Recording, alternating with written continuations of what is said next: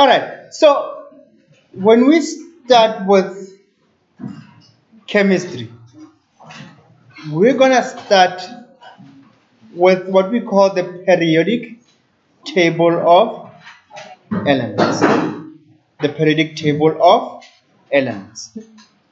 Now, before we go into the periodic table of elements, I want us to remind ourselves of certain key terms that we must know before we go into it. Because I'm going to say an element, but somebody does not know what is an element. An atom. What is an atom? So let's start there. Let's start there. You can move them. So what is an atom? Some people might say an atom. Yeah, you can carry it here. Just hold it by the waist. Just carry it Yes, what is an atom? An atom is easily defined as the smallest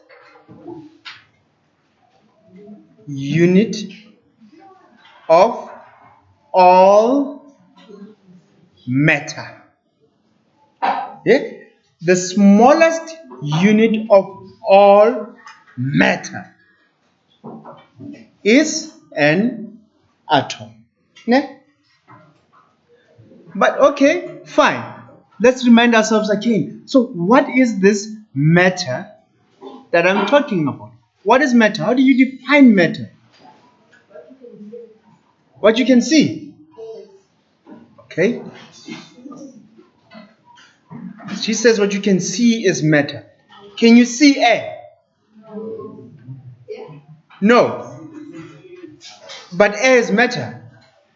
So your definition is not 100% correct. It's partially correct. What is matter? Matter is anything, and I mean anything, that has mass. Meaning we can measure its mass, how heavy it is. And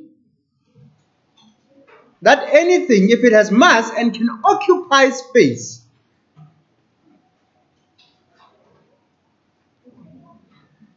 it has to have mass and it must be able to occupy space. That is matter. So, is a glass matter? Does it have mass? Yes. Does it occupy a certain space? Yes. A glass is matter. And it's made up of tiny little units called atoms. Good. Are you with me? Is a plant matter? Yes. Is water matter? Is oxygen matter? Because oxygen or air even is matter. It can occupy space. So someone once said, but air cannot occupy space. We proved to them that air can occupy space. If you take a balloon, blow air into it, can you easily squash that balloon? No, because air has occupied a certain space inside that balloon. So that means air occupies space and it has some mass. Although negligible, but it has mass. Are we okay with that part? Good. So that is an atom. And then atoms make up things called elements.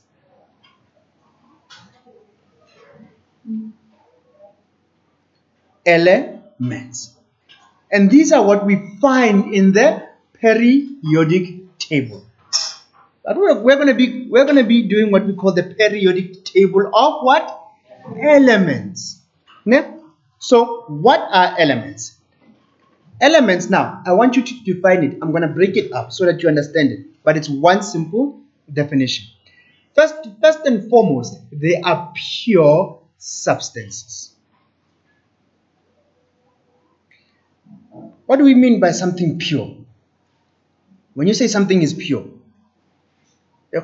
when I say something is pure, what do I mean? It's not contaminated, ne? So it is pure. An element is a pure substance. And why is it pure? It's because it is made up of it is made up of only one type of atom. Ne? It is a pure substance because it's made up of only one type of atom. Then the third part of this definition. It cannot, if it's made up of only one type of atom, it cannot be what? It cannot be split or broken down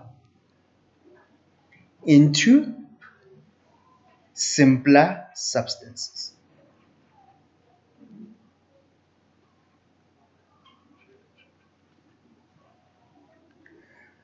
So when they ask you in a test, what is an element? An element is a pure substance made up of only one type of atom. And because it's made up of one type of atom, cannot be split into any simpler substance. So to make an example of that, let's say here I have a bar of gold. This is my bar of gold. If I take this bar of gold and split it into, remember it's made up of pure gold. That means pure gold atoms from a particle level. Only gold atoms make up this bar of gold. You have seen it in movies, those bars of gold. Good. If I take it and split it in half, and I have two halves, did I split it into something simpler? Does it change from being gold? No, it is still gold. If I split it into four, did I split it into something simpler other than gold? No. Okay, if I split it into very small pieces, does it change from being gold to something else? Okay, let me grind it into powder again. Does it change? It is still gold. If I melt that powder that I've grinded, does it change from being gold into something else? No, it's just gold in another form. So you understand what an element is. A pure substance made up of only one type of atom. Good. Let's give examples. Gold, for example, is an example of an element. Hydrogen alone as a gas. Hydrogen, it exists as H2, is an example of an element. This is a revision of grade 8. What else? Give me an example of a pure substance, an element. Copper. Copper, aka Cu, 2 plus, is an example of an element. Another one. Okay? I'm gonna write it down. She says water. Water is made up of H2O. Is it made up of only one type of atom? No. It is made up of two types of atoms. What are those? The hydrogen atom and the oxygen atom. So automatically water cannot be an element. And I thank you for mentioning water, so that we understand what are elements. Good. Another one could be oxygen on its own. Oxygen on its own. Nitrogen on its own. So are we getting what is basically an element? Sodium on its own. Na, sodium. Those are pure substances made up of only one type of atom. Gold is made up of a gold atom. Hydrogen made up of hydrogen atom. Copper made up of copper atom alone and nothing else. Are we together? Hallelujah. Now that we know these, let's go back and revise the atom. An atom, remember, is made up of, an atom is made up of three particles. We call these subatomic particles. Who remembers these three particles that an atom is? Each and every atom, whether it's a gold atom, copper atom, or hydrogen atoms, they are made up of three main particles. What are those particles called? Protons, Electrons. Hallelujah. And neutrons. You know, we want to know how I cram them. It's easy. They are the pen. They are the pen. Ne? It is the P stands for protons, E stands for electrons, and N stands for neutrons.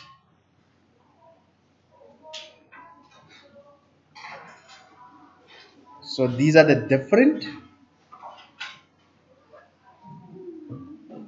particles. Now tell me, what are protons? What are protons? Not positive. Listen, use the correct wording. I'm very finicky with the type of wording you use. They are positively charged particles.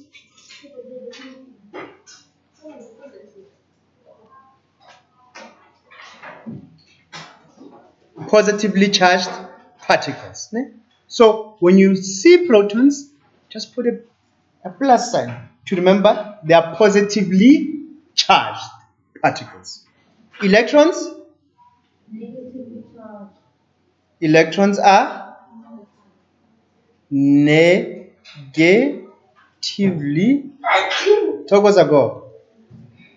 charged particles. Ne? Those are electrons. And what about neutrons? They are neutral particles. What does neutral mean? What is balanced out? 50-50 what? Yes? They have the same amount of positively charged particles and negatively charged particles, meaning they have the same amount of protons and electrons. Those are atoms that are neutral. But basically, when I say neutrons are neutral, meaning they don't have a charge, they are neither positive or negative. Ne? Good. Those are neutrons, particles that are found in the atom. Ne? So far, so good. Are you with me here? So I once asked this question to Ellen to define protons, electrons, and they came nicely. Protons are positively charged particles in an atom. Electrons are negatively charged particles in an atom. Hey! Then came this part. Neutrons are neutrally charged particles. Don't laugh. What is wrong with that? Why can't I say they are neutrally charged? Because a charge means you are either positive or negative. Ne? So these ones are neutral. They are neither positive or negative. Do you understand? Good. Now, let's move. Of these, the two of them are found in what we call the nucleus of an atom. Ne? Let me draw it like this. Two of them are found in the nucleus of an atom. What do we find in the nucleus of an atom? Yabo. We find protons plus neutrons. Protons and neutrons. In every atom, whether it being a gold atom, oxygen atom, a sulfur atom, they have a nucleus, the central region of each what? Each atom. And in that central region, you find what? Protons and neutrons. You find the positively charged and the neutral particles. Are we together? Good. They are found in where? In the nucleus of an atom. Then we are left with one particle. What is that? Electrons. Electrons, you'll find them, I'll use this. You'll find them, so these are electrons. Now, electrons, we say that they orbit the nucleus. What is to orbit? To revolve around a central region. So, for example, if you have planets orbit around the sun. They revolve around the sun, right? That is to orbit. Electrons are not in the nucleus. They orbit around the nucleus. They are attracted to what? They are attracted to the protons in the nucleus. So this is how atoms are. Good. From this now, any questions? Good. Usually, we say that we find the exact, each and every atom in its natural state. It will have the exact amount of electrons equals to what? Number of electrons will be equal to protons. That means each and every element that you see on the periodic table, it is neutral. So if I ask you why is it neutral, you'll tell me because the number of protons is equal to the number of electrons. Good. Now, if you look at the periodic table of elements, each and every element is placed in its little box. It's like a home for it. It's placed in a little box. If you look at the, I think in your textbooks you have them, but it's not the first time you see a periodic table. If you look at periodic table, you'll have, let's say, oxygen, for example. This is what we call the symbol. It will have the symbol, and it will have numbers. At the back of your book, you should have a periodic table. So, what numbers do you see for oxygen? What is the number at the top? The smaller number for oxygen. It is 8, It is 8. And the other one, the bigger one, is 60. What do these numbers mean? The smaller number, if you look at it, the smaller number, that 8 for oxygen, what do we call it? We call it the atomic number. We call it the atomic number. And then the larger number that you find is the mass number. Some people call it the atomic mass. Mass number and the atomic number. Are you with me? I don't want you to lose this. If you lose this, you won't get what I'm about to explain. Now, this atomic number, what does it tell us about oxygen? Yes, first of all, its position in the periodic table. It's the eighth one. It's the eighth element is in the periodic table. But that is not the most important thing that it tells us. No, no, no, no, no, no. The most important things that it's telling us is that oxygen has eight what? It tells us the number of protons and what? Electrons. What do I mean? I mean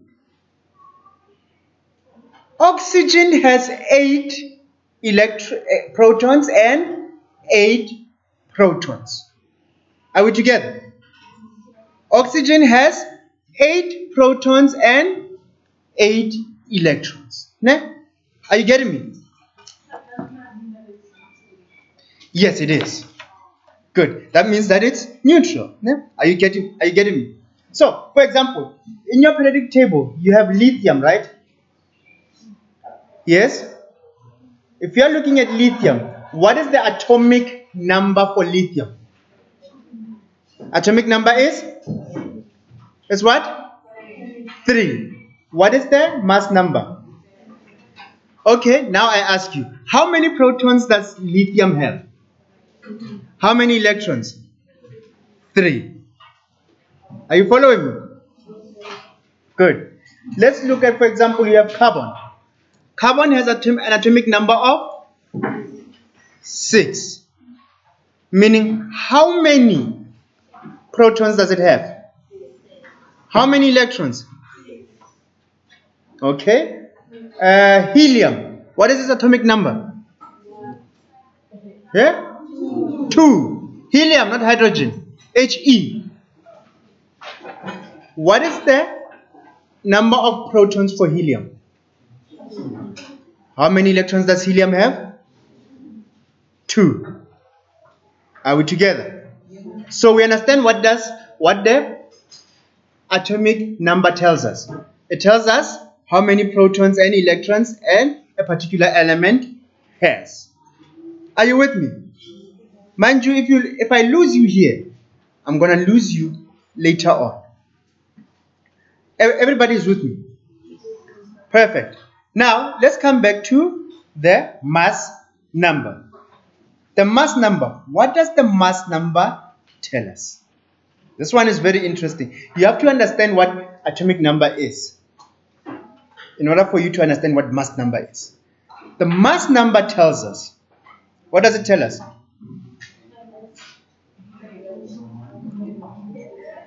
Let me put it to you this way. It tells us the number of particles in the nucleus of an atom. Think about it. In the nucleus of an atom, what do you find? Protons plus neutrons. Mass number tells us the total number of subatomic particles that are found in the nucleus. Meaning, it tells us the sum of protons and neutrons. But what do we already know? We already know the number of protons for oxygen. What is the number of protons for oxygen? 8. So, if in the nucleus for oxygen, let me draw them like this. I say I have how many protons? 1, 2, 3, 4, 5, 6, 7, 8. That's 8 protons. And then, but how many particles do I have in total in this nucleus? 16. That means I must have how many other particles inside here? 1, 2, 3, 4, 5, 6, 7, 8. And those 8 is what? Your neutrons. Now, this is how you basically try to get it in a diagrammatically. Oh yes, my English is back. Ne? That's me showing you visually how you get this number. But it's easy to get the number of neutrons because no number here, none of these two numbers tell us the number of neutrons. They only tell us about number of protons and electrons. And mass number only tells us the total number of particles inside the nucleus. So, if we already know, how do we calculate number of your neutrons? The number of neutrons equals to, here's how you calculate it. You say your mass number minus atomic number. It makes sense, né? If you want to get the number of neutrons for any element in the periodic table, you say mass number minus atomic number. Ne? So, what is the mass number for oxygen? It is 60. Minus the atomic number is? It's 8. What is the number of neutrons? It is 8 what? Biscuits? Neutrons. Ne? So we are calculating for number of neutrons. Are we together? Good. That is how you calculate the number of neutrons. Speak. So, for one like hydrogen, is it going to be 0 neutrons? Hallelujah. Hydrogen is the only element in the periodic table that has no neutrons. Let's prove it mathematically. What is the atomic number? Okay, for hydrogen. What is the mass number? 1 minus 1? 0. So that means hydrogen does not have any neutrons. Are we together? Okay, good. Somebody, please tell me what is the number of neutrons for lithium?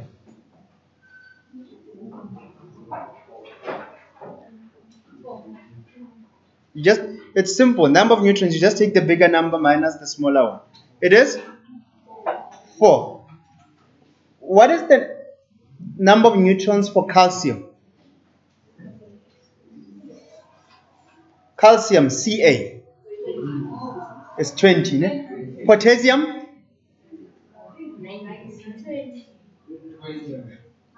Potassium? The number of neutrons for potassium, 39 minus 19. It is 20 neutrons. Mathematics, guys. Hallelujah. No, it's defeating you. 39 minus 19. What is the number of neutrons for sulfur?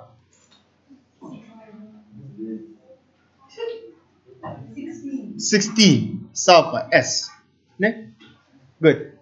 What you must know now and forevermore, you must know the first 20 elements.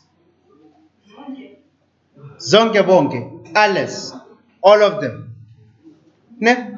Overhead. It's easy. Are we together? So far, so good. Any questions? Yes? So, if they have like the mass number is 5, so how do you draw that? Use calc. How do you? How do you draw it? If it has 5. I hate using the ones that have decimals on them. Usually, I'll give you one that has no decimals. Ne? And we're getting to the drawing now. All right. Let's look at oxygen again. Oxygen will be our guinea pig for today.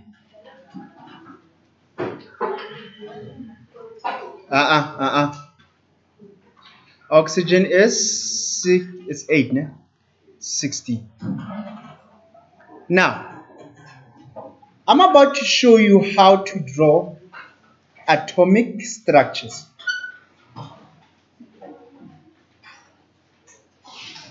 When you get to grade 10 next year, they're going to give them a slightly different name. Ne? Good. Lewis or Abbaugh structures. But I'm about to show you this simplified structure, ne, of an atom. We're going to start with oxygen. Everybody with me? Good. In the nucleus of every atom, what do we have? Protons and neutrons. Ne? Good. Now, when you draw it, you start with the nucleus. Ne? And then P, you write P and N. N will stand for neutrons. Your N stands for neutrons. Now, P will stand for protons. How many protons does oxygen have? Then you just write 8 there. How many neutrons does it have? It has 8. How did we get 8? Mass number minus atomic number, which gives us 8. Papi, are you okay? We just got here. You're tired. Putum. What have you been doing during holidays, Papi? Alright, let's continue. So, this is the first part. You drew the nucleus. You are done. What usually gets people is the following.